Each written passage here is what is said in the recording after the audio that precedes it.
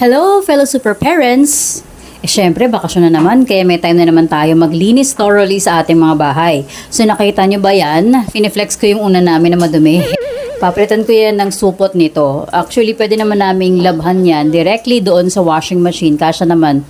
Ginagawa ko yun once in a while or pag sobrang dumi or nalagyan ng ihi or something. So, ito naman, ginagawa ko lang ito kapag wala nang, yung limited yung time. Pero mas maganda talaga na i-wash natin yung cotton sa loob ng ating mga unan para mawala yung mites at yung iba't ibang mga viruses and bacteria. Ito yung traditional way na ginagawa ng nanay ko kapag nagpapalit siya ng cover ng mga cotton para maprotektahan din natin yung sarili natin sa maduming cover ng cotton kasi minsan may mga laway na nalagay dyan or yung pawis natin, di ba? So ayan, tinanggal